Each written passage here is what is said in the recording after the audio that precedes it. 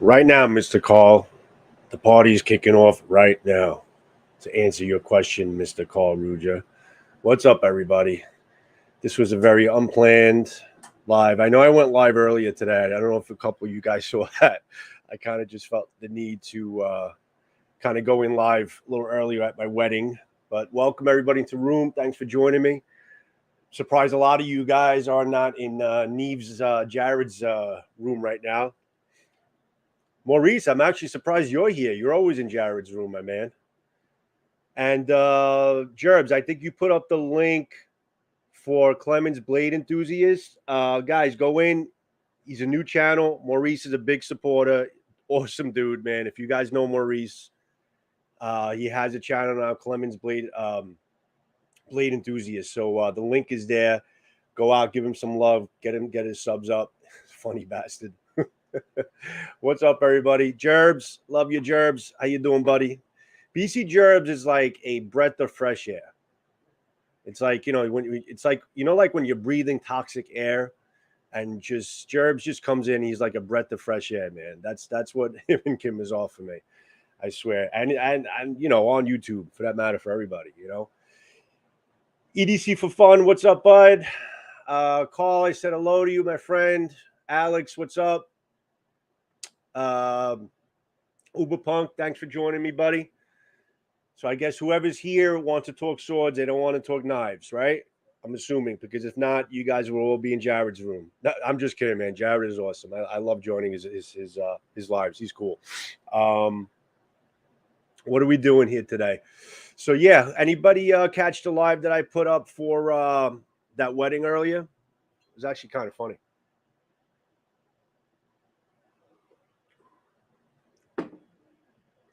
I just noticed I have like StreamYard on this side, and I have the YouTube live stream on this side.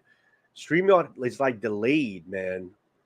In terms of like you guys commenting, it doesn't go in that quick on this side. So I think I don't know if I should look. I think I'm gonna look towards the YouTube side. Who's texting me? Actually, Eric Hussein is texting me right now. Eric, join me. Come to the live. Did anyone fall in the water? You know what, Al? I gotta tell you. Did you guys ever see that scene? I don't know where it was posted. I don't know if it was like a news thing where you had all those people like standing on that pier, that whole wedding party. It was a whole bridal party, and the whole the whole pier collapsed with the whole wedding party and fell in the water. While I'm watching it, and I have the live, and I actually was saying it on the live. I'm like, these people are gonna fall. I said, you're gonna see it first here. These people are definitely gonna this freaking pier is gonna break, and they're definitely gonna fall into the water. Nah, nobody fell into the water. Actually got a little crazy after that, because I actually had to end the live because I had to go get my camera, and I had to record it. Because they were like going nuts on that. It was sitting down, like putting their feet in the water and stuff. It was actually pretty funny. It was a very chilled wedding. Very chilled wedding. It was very cool. Thanks, Jared, for putting all the links in. You're our moderator, obviously. What else we got?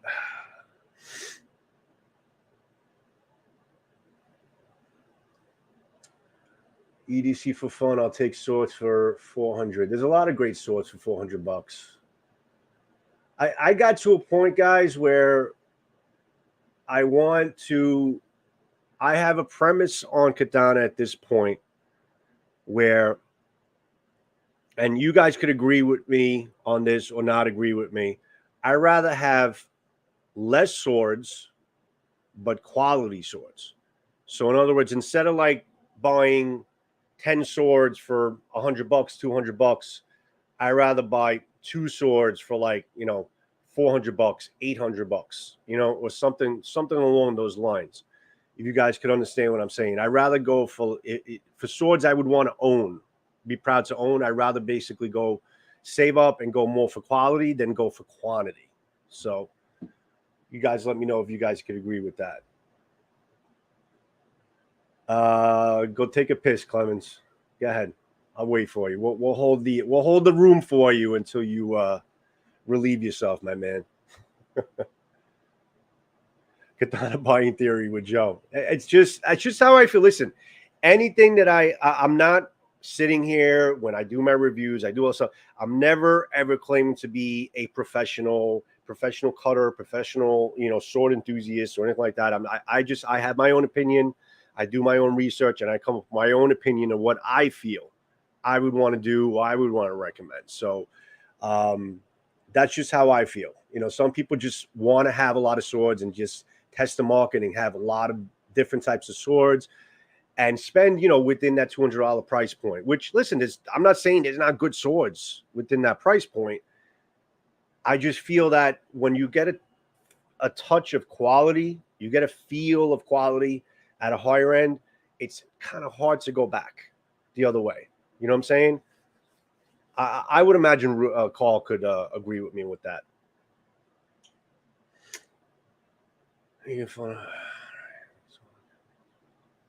Oh, I got you, EDC. That's funny. I got you.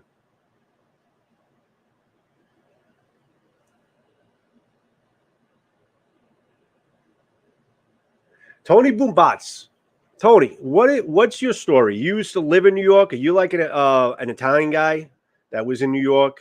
Or I think specifically Long Island, because I think you had said you missed Long Island, New York weddings. Did you used to live here? Are you like an Italian guy that kind of moved out, had enough, and just packed up shop and left? Tell me about yourself. Where are you coming from, Tony? Tony Boombots. We got Tony Boombots in the room. You don't have a channel, do you? I'm assuming you're into swords.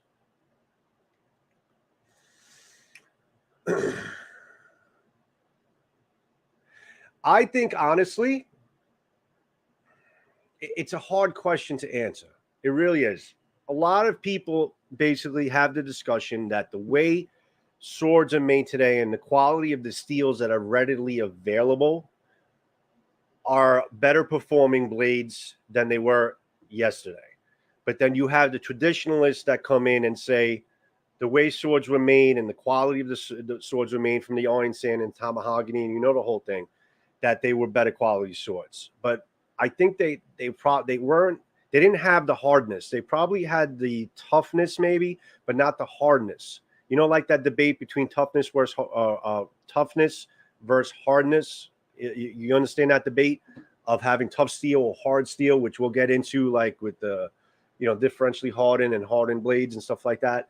I would venture to say swords made today, even in the $200 to $300 range, are probably better. They probably have better steel than swords from the past. But I know a lot of people would argue that, especially traditionalists would say that the swords of yesteryear were definitely better quality. But you got to imagine the steel is so readily available, and it's much better quality these days. Cheap production on as well, unless something that's really cool comes out. I'm good on the sub 500-ish range. Yeah, no, listen, and I'm not saying that anything sub 500 and even 500, 300, those are quality swords. I'm not saying that they're not good quality. I mean, listen, you could get a Ronin beater katana 1045 steel. I believe it's through Harden. That's a tough bastard blade. I mean, you could you can run the muck with that thing. I mean, and that's like $140 blade katana. But when you really take it in its entirety and take how, the quality of the fittings, the maki, the wrapping, the fit of the saya and all that, the look of the steel, just all of the fit and finish of it, I'm looking at the higher price swords as doing that, almost perfect. And that's what I'm looking. I'm not looking at basically, like my Huawei sword is I've cut with it a little bit. I am going to document it a little bit more, but it's a great cutter. Okay. My Skyjiro is an amazing cutter. It actually the blade actually, it didn't even get like the scratches or blemishes I get from cheaper blades, but I could also take, cheaper, Hanwei swords, within the $200 range. And they're still also very good cutters. You can get good cutters in very cheap price points. It's not about the cutting or the performance. It's just about the quality of the sword. It's just about having a quality made piece in your hand. And that's the only way I'm looking at it. Not what you can do with it. You can do a lot, with $150 sword. If it holds up a long period of time, that's a different story. But you can definitely get a cheaper quality sword and still, run amok with it, do all your backyard shenanigans, cut your bottles, cut your tatami, and it'll serve you well, Jerbs, thanks for putting all the links in. You got Scott N's link in there.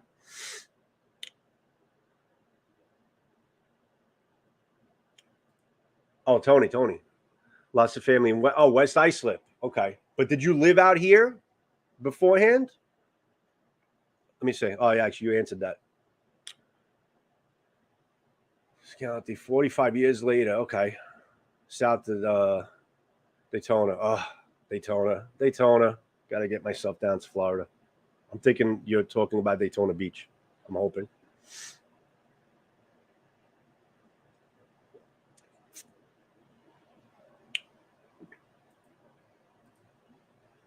Yes, swords work as long as they're done right. That's.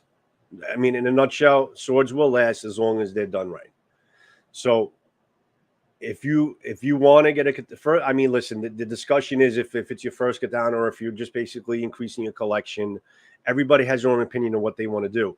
If it's your first katana, definitely don't spend anything over $200 on your first katana, and if it's built well, it'll last for you. But if you once you start basically getting your hands on many different swords and many different makes, then you start developing a taste of what you're looking for, a taste in the quality of the suba. I mean, I did the short on the suba and the finishing pieces and all that stuff. You start getting a taste of really what you want and what you're looking for in a sword. That's the only reason I'm saying that. But this, listen, we're blessed to be in a market that really you can spend in any price range and still get a great sword. If you're looking to cut and you're looking to basically practice and cut and have a good time with it, you can spend in any price range and get a quality sword that can do what you need it to do. There's other factors around that, but that's pretty much what it is in a nutshell.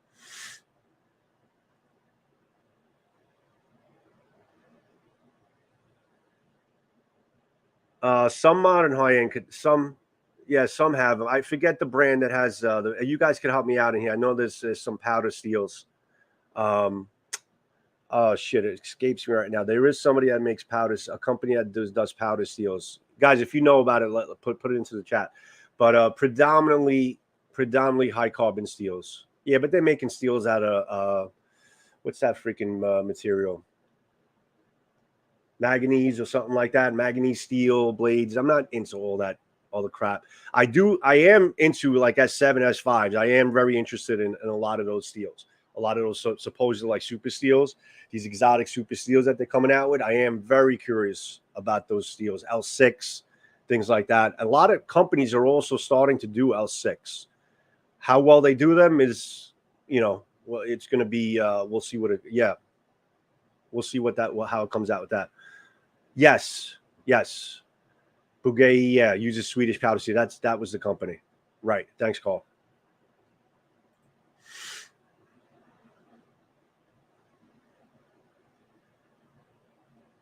Nice blue. I'm just trying to go back and forth to the chat where I miss.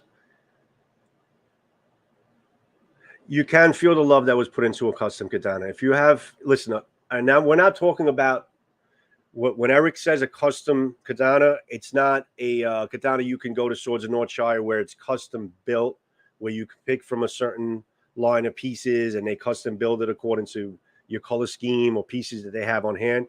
A custom built katana is, again, everything is custom built for your blade. In other words, it'll be a unique piece that's only yours and no one else can have it.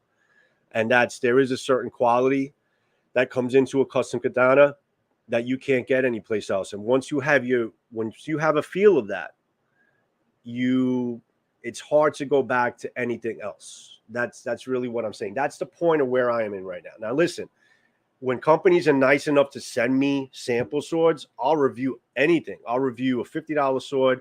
I got a company that called me and says they want me to review a $99 katana. I'm like, yeah, send the freaking shit over. I don't care. I mean, I'll review if companies are nice enough to send me samples. I'll review anything. You know, I have no problem reviewing, but physically owning what swords I would want to own, I want to go with the upper echelon. And I'm not saying I got money to burn, because I definitely don't. But I'd rather save up for that sword than buy 10 swords before that, you know, in the cheaper price range, and save up for that really nice sword that I want. You know, and a lot of you knife guys could probably feel the same way. What's up, John? Addicted to Blades too. Thanks for joining us, buddy. It's close to 9260. Yeah, it is close to, but not quite. It's a different makeup. There's different elements they put into it, but yeah, it's close to 9260 spring steel.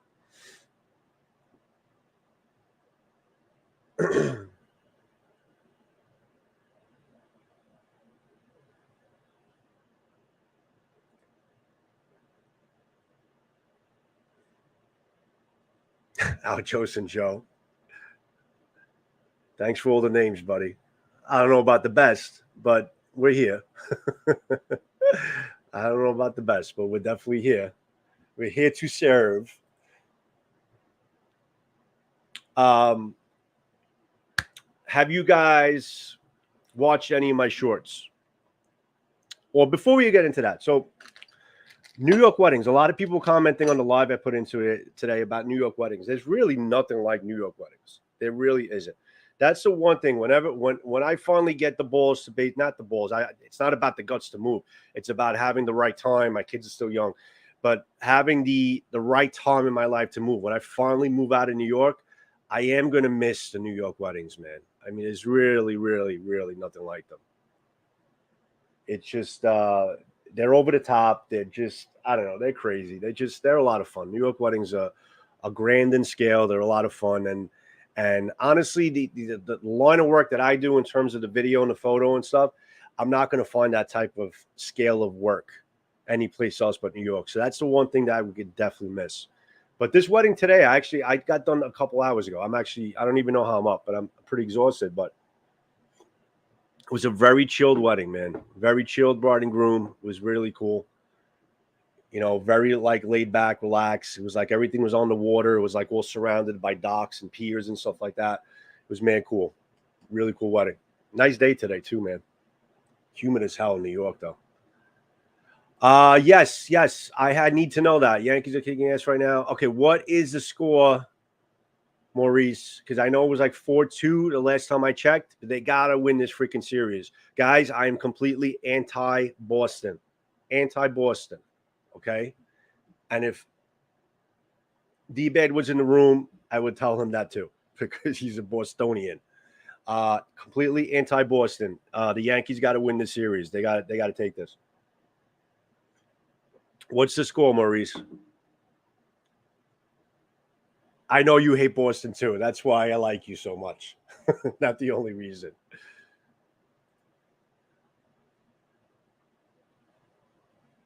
Close to the Forest. I must have missed the first half of that.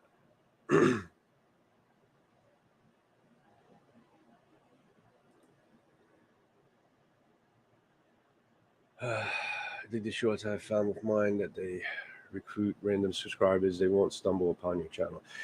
There's something about shorts, guys. Yes, good point, Eric. There's something about shorts which it annoys me, but it's also really cool. Okay, it annoys me to the point where the algorithm, when you put out shorts, it has a completely different outreach.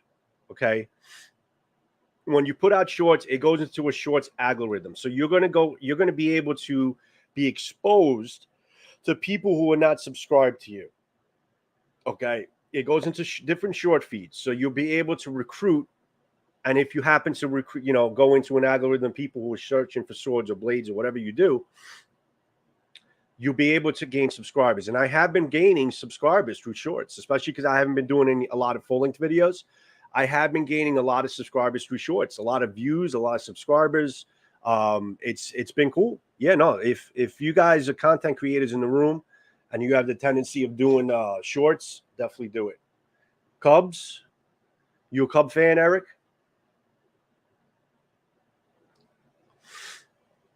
So yeah, no, the shorts are definitely a good thing to do if you guys are content creators.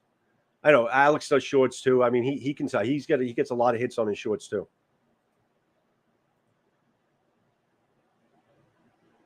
Nuggets of your time. Guys, please go subscribe to Clemens Blade Enthusiast, man. He's a funny bastard. He's a new channel. If you guys don't know him, it's Maurice Clemens. Go subscribe to his channel. Jerv's put his link somewhere up there. Put Danimal's link. Yes, please go subscribe to everyone that Jerbs is putting the link into. Thanks for putting those in, my friend.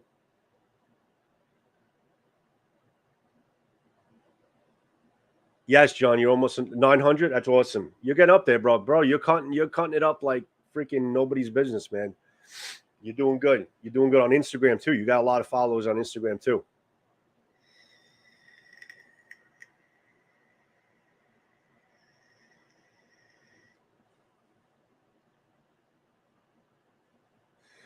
Jarvis, put in the link to, if you haven't, to Addicted to Blades too.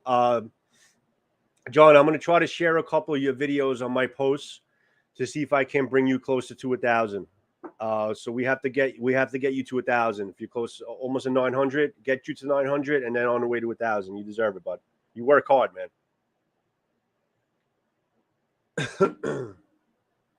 So what's the questions I wanted to ask you guys here today? So we got a lot of sword people in the room, people who like swords. So now one of my questions, where is it over here? Hold on. Is Danimal in the room? What's up, Danimal? The quality of the Suba. Like, what quality of Suba are you looking for? So that's the thing with the Subas. Like, when you go to these pieces, you go to a place like Swords of Northshire and all that, there's some good quality ones, there's some really muddy ones. It's just, but they're just all the same. What I found, and Carl, you could agree with me on this, I tried to basically put in another sample custom order with Jakku, and I tried to pick some pieces to build a sword.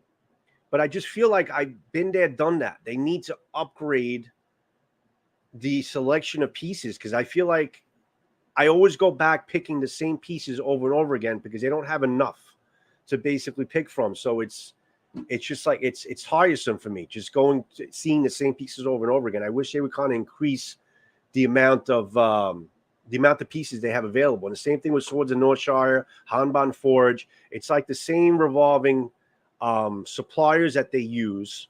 You know, the Habakis are all the same. I'm at the point. I just want something different, guys. You know, I am really excited about Beiser. Okay, let me actually put their screen on here. Also, I want to show you some Subas. These are authentic Subas. Now, when you get a price sword for like even $500 or something like that, you got to understand they have to cut corners in a lot of ways for them to give you a $500 sword. A lot of that price, if it's a well-made blade, is in the blade, and all the other pieces are pretty much casted. You know, they buy thousands at a time. They're not really high quality pieces. I want to show you some authentic Subas, and I want to show you the prices of these Subas. Okay, I found this on Etsy. I looked up like authentic Suba, and look at the prices of these individual Subas. Let me just share it with you. I'll show you what I'm talking about.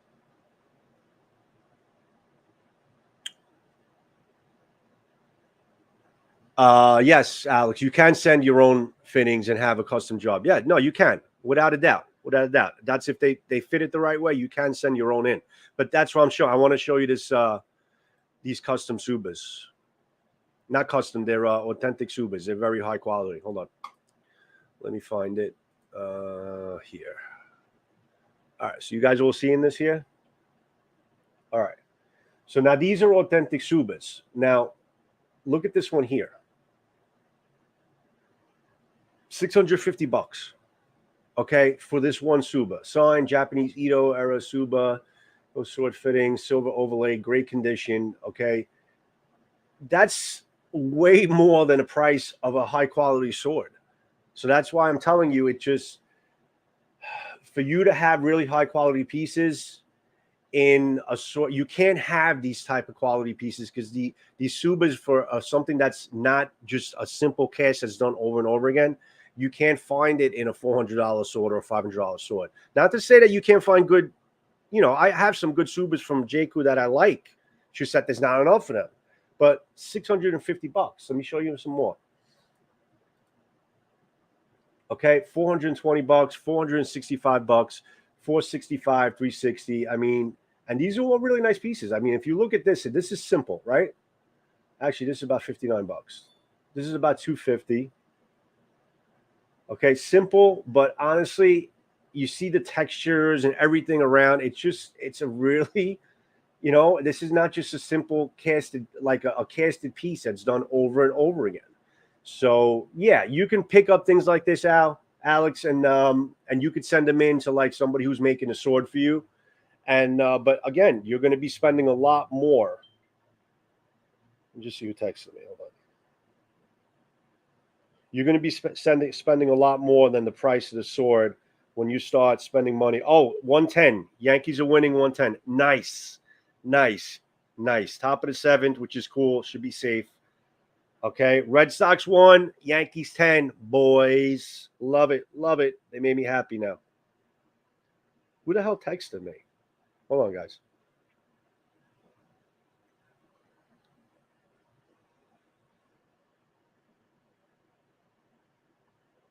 Okay. So yeah, that's definitely the difference basically in the type of quality that I'm talking about. So like this is pretty nice here. It's about $89. So you can shop at places like this and get the pieces that you like and throw them onto like just buy the bare blade. Jakku really, I still say that Jakku does some really amazing blades. They really, really do. You can buy a bare blade and just send in the pieces that you want made up. Now I have these pieces that I wanted to kind of throw into a sword that a sword friend of mine sent. I don't know if you can see this here. Actually, I need to get rid of this. Hold on.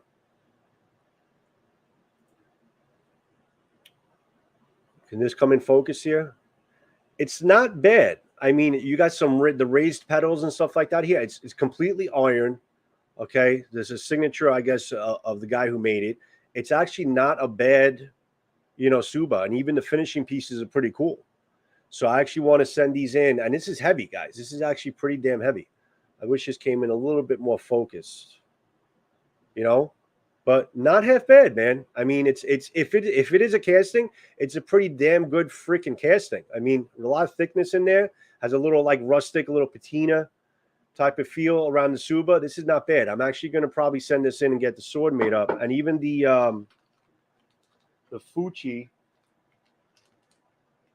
and the Kashira, if I can get this bag open.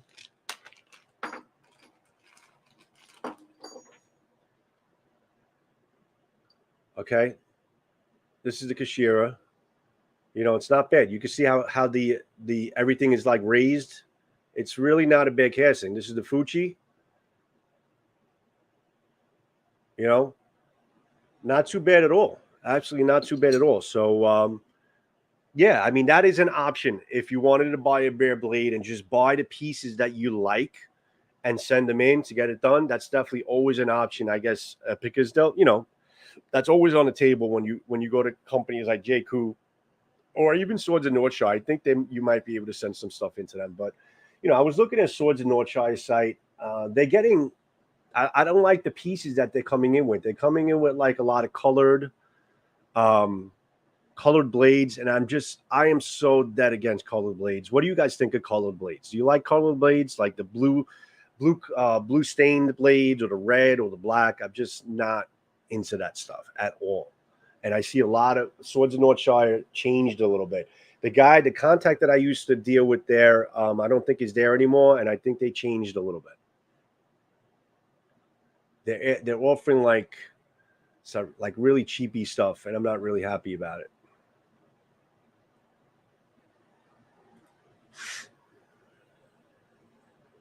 It is expensive. It can get expensive when you really look for the pieces individually that are really done with high quality and high precision, and they're not just casted over and over again, Gerbs. It can get very, very expensive. So that's why when you guys look at a sword for $300-$400. there's so much that you're getting in that sword, which I don't even know how some of these swords they're able to keep it in that price point. But there's so much work that goes into making a katana that I don't even know how to keep it in that price range. I mean, I would venture to say there's more work that put into a quality katana than there is into a European sword, because European swords are more one pieces. There's not that many different pieces or different types of works involved in a European sword model than a really high quality katana. There's so many hands that have to go into on a katana to make it, as opposed to like a more of a one solid piece European sword.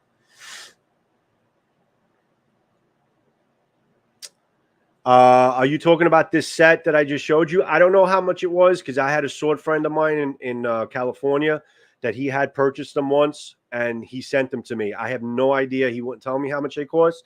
I'm imagining probably the Suba. This Suba is probably somewhere around 150 bucks. The Kashira, these pieces are probably about 89 bucks. I mean, it's probably a good 300 bucks for that set or something like that.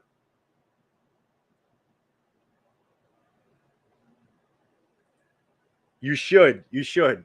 I'm actually looking forward to see. I know Matthew is down right now because he's moving, which I'm really looking forward to seeing how he sets up his new sword room, how he gets his swords displayed and stuff like that. But yeah, My Little Pony challenge. He's actually, if you guys don't know Matthew Jensen, he's making up a My Little Pony sword, and there's a whole story behind it. Check out his videos, but it's pretty damn funny. But yeah, you should definitely join that challenge. I want to make up a Pink Floyd The Wall sword. Where's Bird? Is Bird in the room? I actually had to talk with him about it. I want to make up a Pink Floyd The Wall, Pink Floyd sword. Something with the Pink Floyd theme on it. I just can't find. I want to get the hammers. Like if you guys know Pink Floyd, like the hammers that intersect, like this. I just can't. I don't know how the hell I'm going to find something like that. But until I find that, it's not going to be a Pink Floyd sword.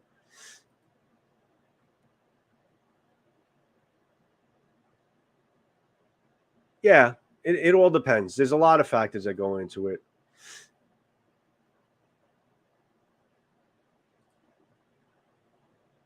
I don't know if he's I don't know if he's gone, Punk. I mean, I heard from somebody else, because I have left him, because he was gonna, I left it off with him that he was gonna give me some sample swords. Excuse me. And I had left him messages after message after message, and he usually replies to me. What's up, Faction in the room? What's up, buddy? Thanks for coming in, man. He usually replies to me, but I haven't gotten a reply from him for months. So I'm assuming he's gone. And I heard from somebody else in a chat somewhere that Bryce is not with the company anymore. And Bryce was like my main squeeze there, man. I mean, Bryce hooked me up, so I don't know who the hell is running the company right now, but I just went to their site, and I'm just not liking the shit that I see on there. I mean, it almost looks like freaking like, True Katana site, like a lot of these gimmicky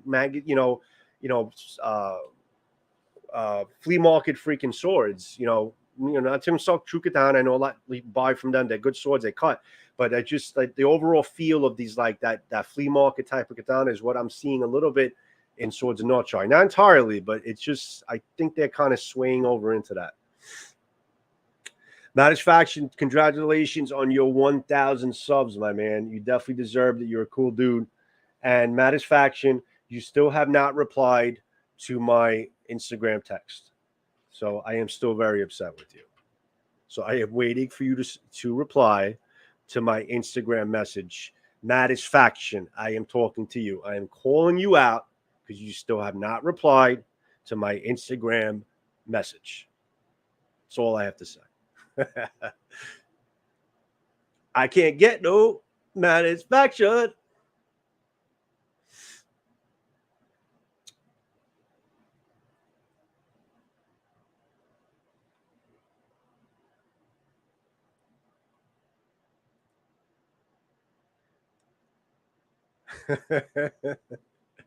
Should do it, man. You could definitely make make something themed, weed themed katana, because there's so much ganja, so many things out there.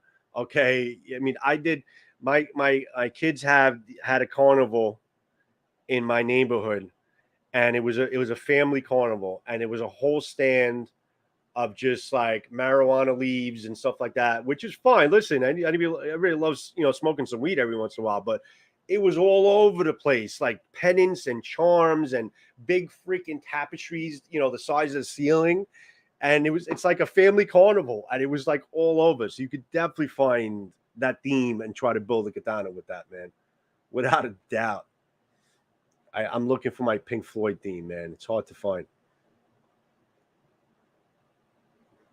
That would be sweet. It would. It would. Eric, that's your challenge, man. You needed to do a weed themed katana. That's your challenge.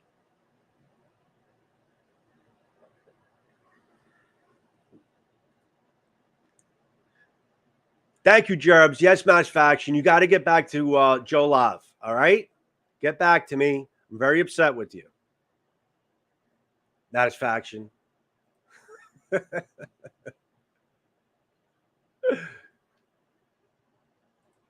Yes. 10. And the punk ass Red Sox won. I freaking hate the Red Sox. Thank God.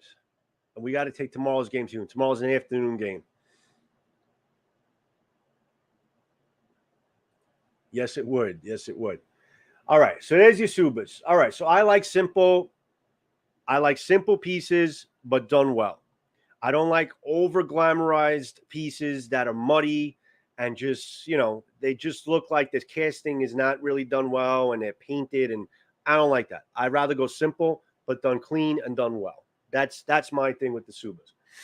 Although I do have some JQ pieces that are really, really nice, and I'm really digging a lot of them. But yes, you can see the price of a really good, authentic made suba, made by hand, $650, $250. I mean, you could even spend, you could probably spend about $1,000 on all of the pieces altogether, the Fuchi, the Kashira, the Manuki, everything. I mean, it can definitely get up there, man. Why don't I like the Sox? Jerbs. I'm a New Yorker, man. That's not a question to ask. I'm a New Yorker. It's in our blood not to like the Sox. It's just in our blood. We can't help it. We can't help not liking the Sox. That is one of the biggest rivalries in baseball, in sports, are Boston Red Sox and the freaking Yankees. That's one of the biggest rivalries there is. It's in our blood to hate the Red Sox. Stadium in the league shouldn't be something to brag about. They do. I hate their stadium. That freaking green monster is such a pain in the ass. Oh, I would hate to be a ball player freaking hitting that stadium. That's a horrible freaking stadium to freaking hit in, man. Very frustrating. They did get our number though. They that one year. So their curse is broken. So, but I still hate them. Curse you, Red Sox. Yes. Anybody that destroys the Red Sox, I'm fine with. As long as they don't destroy us, I'm fine with that. What's up, Chuck and Steele? How you doing, bud? Thanks for coming in. I'm going to do a weed themed 18-inch Nagasa. Cool. Almost an XL style. Yes, XL style blade. Good choice. Laying long enough to accommodate two hands. Excellent. Extra fucking lit. Yes. Yes. I want to see that. Weed themed katana. That's definitely down in your wheelhouse, man. You definitely got to do that.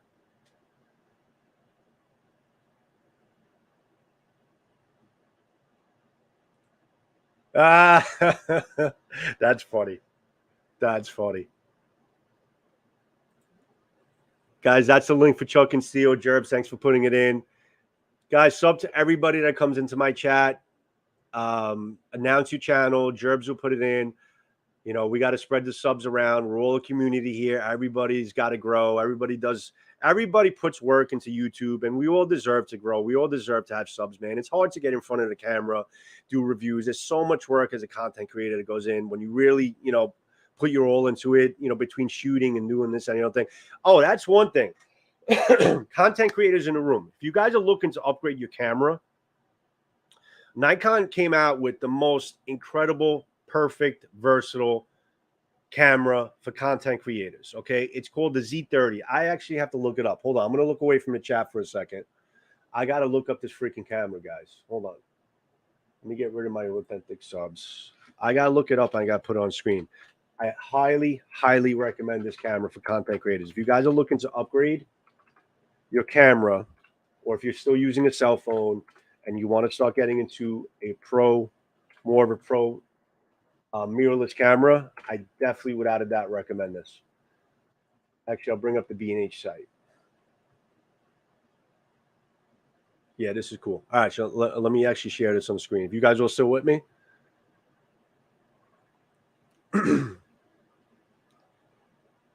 Yeah, I mean the equipment, the samples, and you guys don't even know what goes on behind the scenes. And my content creators can know how many times we basically try to get samples to review. Because listen, we can't afford to buy everything that we review on these channels. I mean, not everybody has that disposable income. I definitely don't. Okay, so it's hard to basically get your hands on a lot of things to review and keep the channel going. You know, I'm very fortunate, to be getting some samples. I got Bizer sending me swords to review, which I'll get to all of that, I guess, towards the tail end. But I just want to show you this, not to jump around too much because I tend to do that. I want to show you this camera, guys. If you guys are looking to upgrade, let me share this screen with you. All right. This is the Z30. Not a bad price, too. About $846. Okay. Allow, no, block. Check out this freaking camera. It's a little guy. It's got the screen that basically comes to the front. Okay, so you can see basically what you're shooting. Very compact. It's got a great lens that it comes with. Let me actually try to get to all the screens. And it's amazing quality. Okay, you got 16 to 50, which is equivalent to like a 24 to 70 millimeter lens. That's a cropped sensor. Great wide angle to tight. I mean, it is, and it's a great compact factor. You got the manual functions if you want to shoot manual, and you got that flip out screen. This is, and I've seen a lot of videos on it. Perfect freaking camera. Okay, if you guys want to upgrade, it's about $900. I think with the pancake lens that it comes with, not a bad deal, guys. It really is. It's a really, really good freaking camera. I hear you, Jerbs. I hear you, but I know that some people look into basically if you're ever looking to upgrade your camera and you want to get into basically doing a certain type of job on your content creating and you want to go with a DSLR, that's definitely not a bad deal. I mean, I forget, guys. I mean, I do it for a living, so I have all the equipment. It's what I do.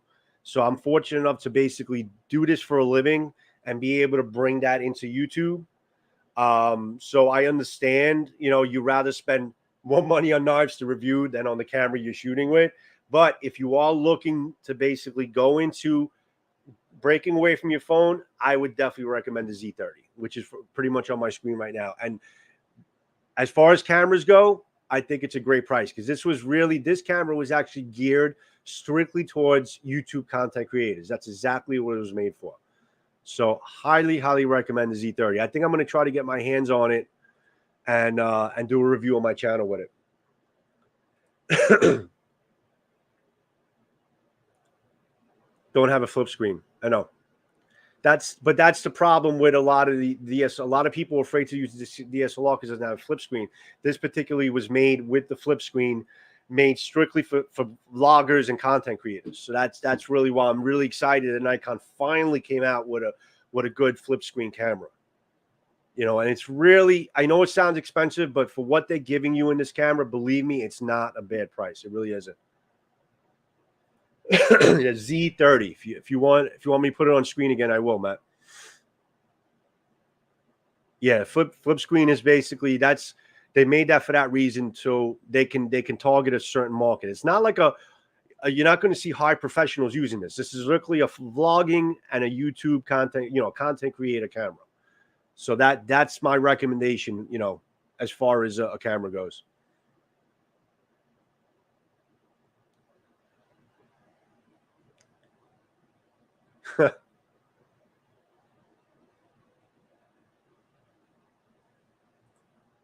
See if Canon Chuck, see if Canon has software that you can download on your phone that you can mirror the image of the Canon to your phone. I don't know if it has Wi-Fi. If it does, you could probably get software for the Canon that you can mirror the image on your phone. So what's going to happen is as you're shooting it, you can hold the phone in front of you and you can see whatever you're seeing on the thing. And you could probably even control the camera through the phone. So see if Canon has any software for your particular model that you can use your phone to see what's on what you're recording.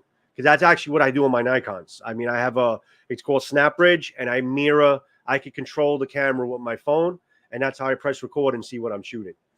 That's exactly what I do.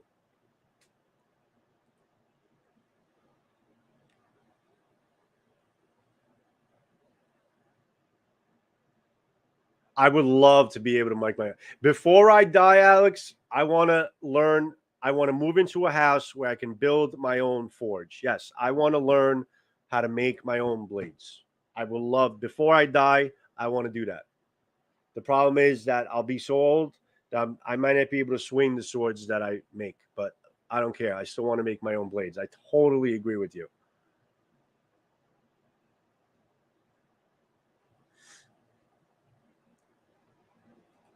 Technology is getting to the point, Gerbs, where it's more readily available. The technology is getting cheaper, and it's becoming readily available for the normal everyday person, for the most part, to be able to save up and pick up something that only the pros used to use. So yes, technology is getting advanced, it's getting cheaper, and it's getting readily available to everybody. That's why YouTube is growing so much, and people are able to edit such great videos because even editing software availability is there, and you can edit on cheap software and still have a pretty polished, good looking video.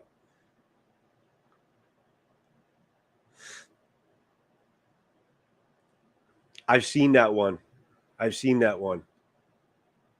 Yeah, I just want some type of forge. I definitely want to make up some type of forge. I just need the space. I need the house. I need all that stuff. But I definitely want to make some type of forge and start making my own blades. I think that would be mad fun. So now the other question I have for you guys, sword friends.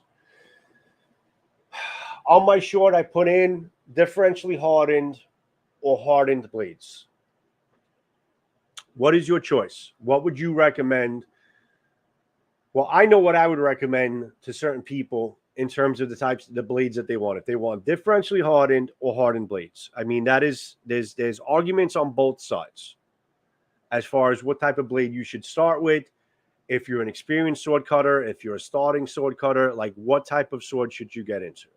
Okay, I know you guys have a lot of opinions on it here. I did some research though to see what other people had to say, and there is a matter of the debate between hardness and toughness.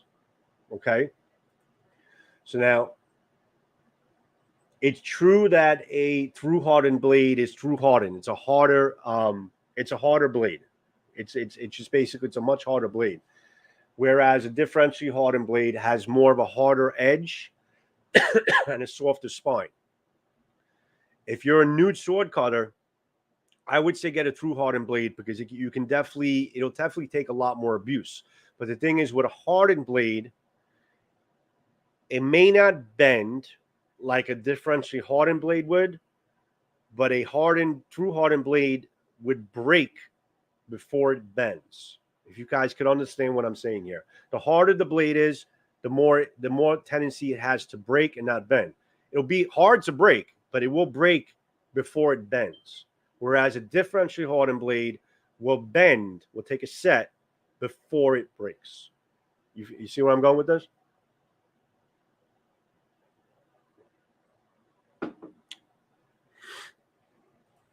I need more than a patio, bro. I need a freaking house. I'm living in an apartment right now, so I need a backyard. Like, I see you guys all like cutting in these forests and stuff like that, and you guys live near all these woodlands, and I love that. But I would just settle for a backyard and make my own little forest back there, make my forges and my cutting stands and all that fun stuff. I mean, that's what I need. I need a little bit more than a patio. But yeah, I hear you, man.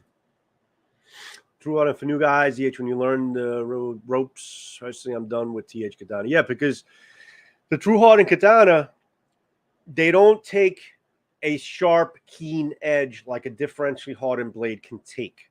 You can't get a good, sharp, keen edge, sloped, keen edge that you could get with a DH blade on a true hardened blade. And also, it doesn't keep the sharpness for that long. So if you're in the habit of cutting, you're going to find yourself, and it's a pain in the ass to sharpen this sword, guys. It's not, I know Eric does it all the time, but he'll tell you it is a pain in the ass when you need to get it the way you want it. And when you have like a blade that you're doing 2-3 cutting sessions and you have to, I got to resharpen it.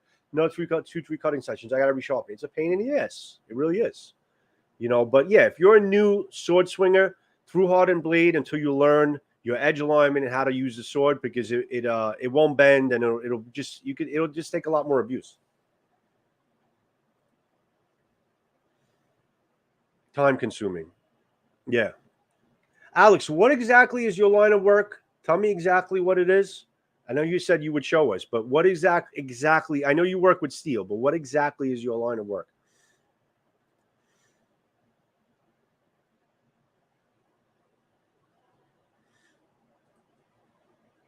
And it's find that question before.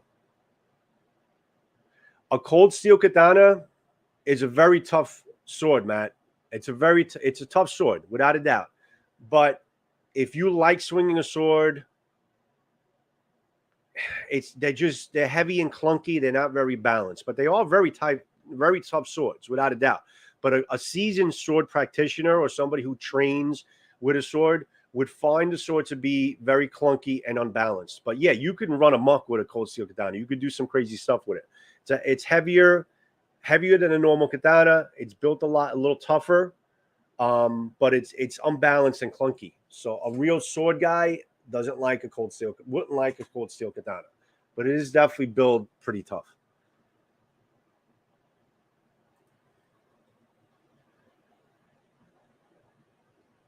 Some of that.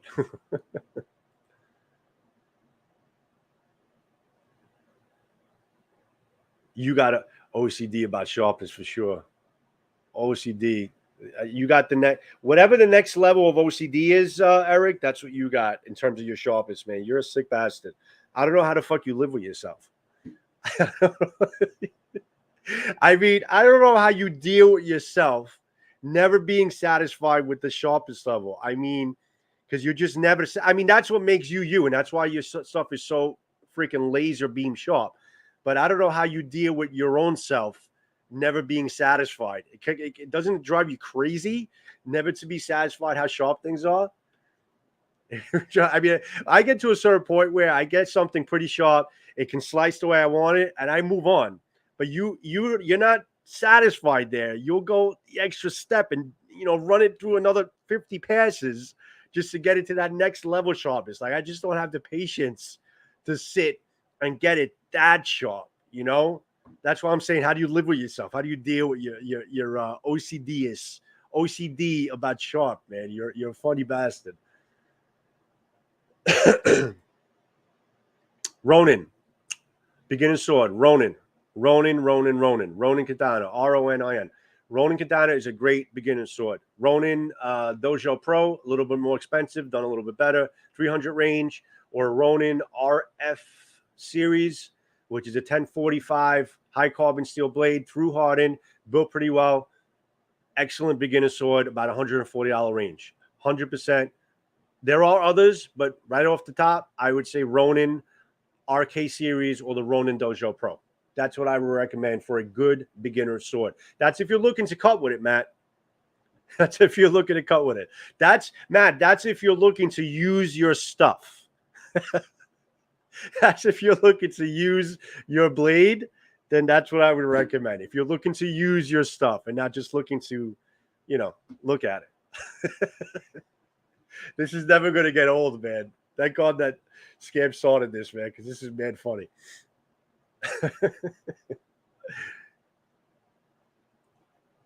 Yeah. I've seen your work, buddy. You do a lot of good stuff, man. Your towel work. I mean, you do some really high quality stuff. You're a talented guy, Johnny. You really are. I seen a lot of stuff you did with your towel work. It's towel work is not easy, man. You really got to have a precision hand. You got to know what you're doing when you're working with towels, man. It's not easy. So I got to hand it to you, man.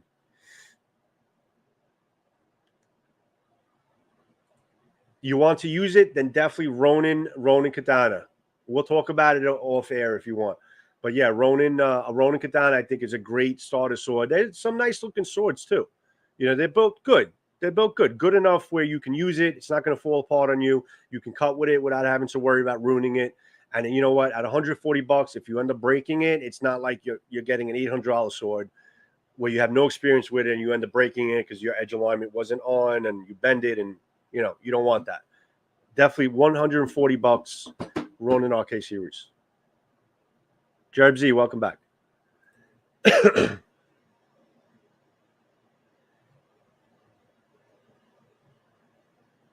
Through hardened blades, especially. Yeah. Stropping them is, you guys have to understand, you can strop your katana. It's actually, if you keep up after your cutting sessions and strop them, whether it be like if you want to get the paddle strop, or if you want to get a stropping belt on your workshop, or whatever you use in terms of an electric one, and use a stropping belt, you can keep up with the blade, the edge, enough where you don't have to feel like resharpening it that often. But you have to keep up with the stropping. The same way you guys strop your knives, you have to strop your katana blades. Same concept. Chuck, you're leaving the room. Thanks for joining us, bud. I appreciate you coming in, man. I appreciate it. Have a good night, bud. Danimal, what's up, buddy? Katana's bus hit or miss. Some details are finished, but overall they're very good. Yeah, I mean, sometimes they're hit or miss. Sometimes you could get some good renditions, good copies. But for the most part, they're really good katana, especially for the new katana swinger. I mean, they're built pretty well for that intended purpose,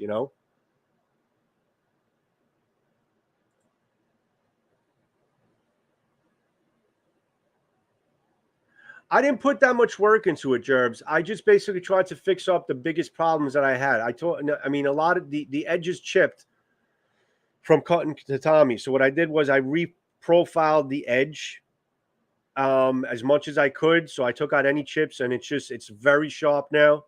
It's got a nice, even, sharp edge. So I reprofiled the edge, and I also used a lot of metal polish and acids etching to try and take off the imperfections that they put into the blade. Drove me nuts. So I did clean up the blade a little bit. I cleaned up the edge. It's a good, sharp sword. I still have a little bit work to do with the Koiguchi hole, the hole where the habaki, the blade goes into the scabbard or the saya. I still have to do a little bit of work in there to get a better fit. I tightened up a couple of things, with some Gorilla Glue, some fastener, just to keep things a little tighter. I did a couple of things. I didn't do that much because some things I couldn't fix on it, but it's enough where it'll make somebody happy to get in the sword, be able to cut with it. It's sharp, out of the box, 1095 steel. I mean, I think it's a great giveaway. Even though I don't want to keep it myself, I think it's a great giveaway for my 2000. But I got to get to my 2000 before the end of the year, guys. That's the prerequisite. I got to hand it to you, Alex. I tried with the stones. I can't do. I'll try it again one day, man. I screwed up a good Hanban Forge blade using stones because I've never used them before, and it takes a lot of patience and know-how to use stones. Yeah, but I don't have 4 hours. I just don't have that patience to sit down and work on a stone. I'm going to start using stones for my knives, but not for the swords. It's just too time consuming, man. I give you credit for spending that much time to work with the stones. But yeah, that is probably the best way to sharpen your katana, is using whetstones, or even the really high quality Japanese whetstones, which are really expensive, probably like $300-400 a stone. But that's the best way to do it.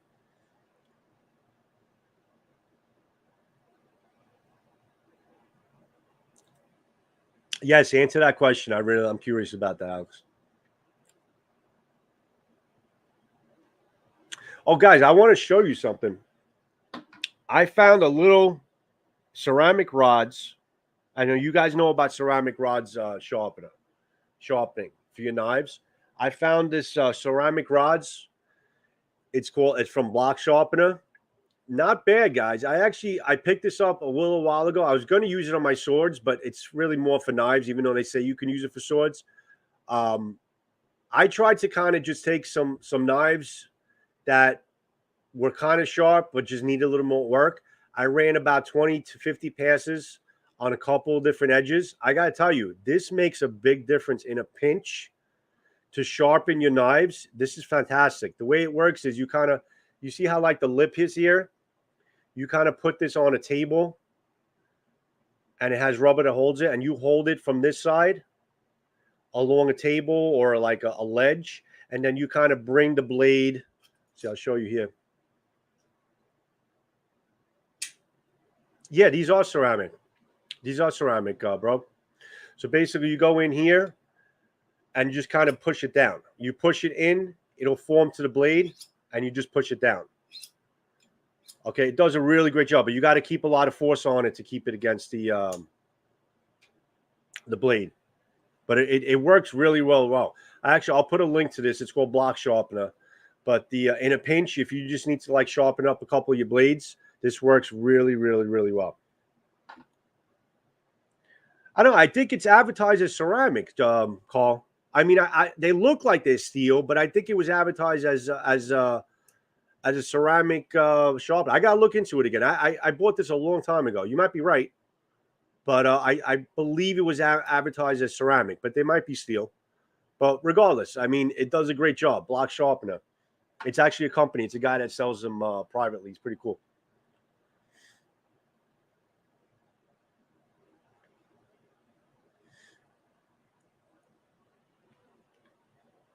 But yeah, I basically I use this for a couple of different knives, and I was impressed with how much sharpness, to the touch that I had with about 20 to 30 or 40 passes, depending on how much work they needed. This really did a really great job. Right. Ceramic is white. You're right. I just remember that I feel like it was advertised as a ceramic rods, or maybe it just kind of like peeled off. I don't know. But yeah, you might be right. They might be steel. Tony Boombots, thanks for joining us, bud. I appreciate it. I'm going to probably be ending it off pretty soon. There's a couple of other things I had to get into, but you know what? I'll probably save it for other lives. We're coming up on 10 o'clock right now. But that's definitely, there's definitely a lot of good topics we can get into in terms of a katana. So that's why I want you guys to kind of put into the comments if there's anything specific that you want me to like hit on these lives. This is why I'll do my research on it, and then we could like discuss on the lives.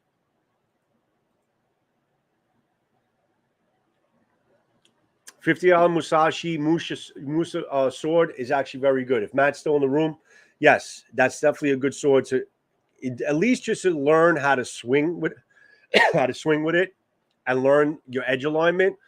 And if you're cutting with that, then you could start moving up to other blades. But yes, I forgot about that Musashi. The Musashi $50 sword is actually a pretty tough ass sword, and you could probably do some nice cutting with it. It probably won't last you that long, but at least by the point where it'll break down on you, you'll learn enough in how to swing with a sword for you to be ready to go into higher quality swords.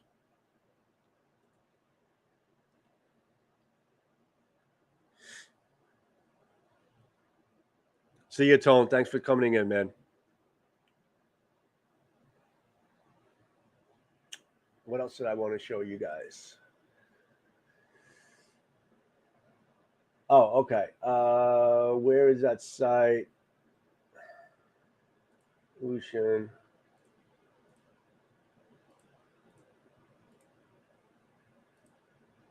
But there's something I wanted to show you guys. Hold on, let me just actually look it up.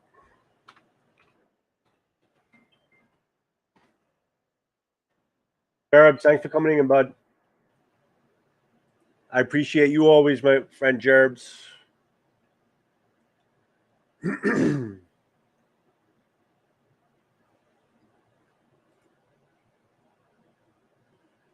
Thanks, Jerbs. I appreciate it, man.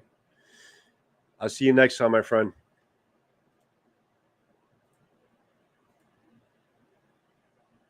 All right, so this company here,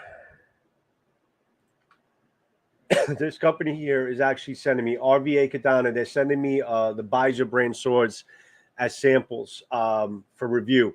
I'm getting one from them. I think it's a Year of the Tiger Katana, and then he's got another couple of them that he's getting to me after that. So I'm waiting for the Year of the Katana, Year of the Tiger Katana to come in. But I'm really liking a lot of their swords. They're also using a lot of spring steels. They're using S5. This is an S5 steel.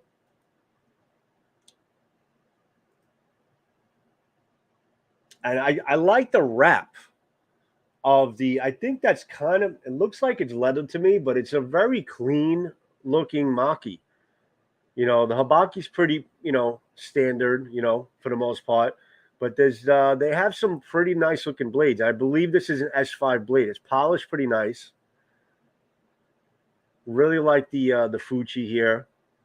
That's a cheap Sageo, but the Saya looks pretty good. But it's a nice looking blade. Thanks, Clint. Thanks, Maurice. Thanks for coming in, bud. You've been here from the get-go, man. I appreciate it. I'm going to be ending this off pretty soon. But thanks for coming in, man. Have a good night. But this is, it's not bad. Nice little casting on the Suba. But, yeah, I'm looking forward to a sample sword from them, from this company. Really good guy, this guy, John. I really like what they're offering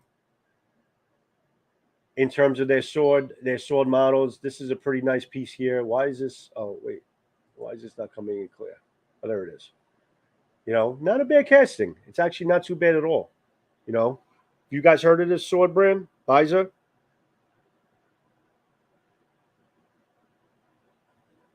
Eric's sending me a text, but I can't check it around, bud. But yeah, so I'm looking forward to this sword make. I am also getting a sample sword from Zisei. So I'm actually looking forward to what Zisei is sending me as far as a sample sword. If you guys know the company, Zisei, they're a very promising company. Carl reviewed his Hirazukuri, and for the most part, he's very happy with it. I love the work that they did on the blade, on the steel. But I'm looking forward to a sample sword from Zisei. Looking forward to some samples from Baiser and this other company sending me some cheaper swords. So I'm actually just in limbo right now, guys, waiting for some swords to come in. In terms of my knives, I got JR sending me a box of really high quality folders and fixed blades. I'm looking at Medford, possibly LT Wright, a couple different fixed blades. So I'm looking at a couple really good quality knives from JR, and he doesn't spend cheap on his blades. I mean, he's spending a lot of money on his blades. So I'm looking forward to getting a box of knives from him to do on a review for my knife guys. Waiting for these Baiser swords, waiting for a Zisei sword. So I'm waiting for a couple different things. I'll get you a link, Eric, when I get off the phone, the live. Eric, I'll get you a link to that company Baiser, so you can take a look at some of their pieces. But I like the fact that they're using S5 and S7 in terms of their steel. So I'll definitely get that over to you, without a doubt. Let me see whatever I missed over here in the chat. Musashi. Yeah, Musashi Musha. That's a good $50 sword for you to start off with, Matt, especially just to get your hands wet and swing the sword around and learn how to get your edge alignment. That's not a bad price at all for a pretty good tough sword. We definitely recommend that, without a doubt. Unless you want something a little nicer, then you go with the Ronin. All right. So other than that, guys, thanks for joining me on my live. We've been on for about an hour. I really sincerely appreciate you guys coming in. If you guys like these segments, let me know. I'll try to make this more of a regular thing. Everyone is doing lives on knives, and they all do a great job. But not many people really do a lot of lives on swords. Matthew Jensen does a great job, of course.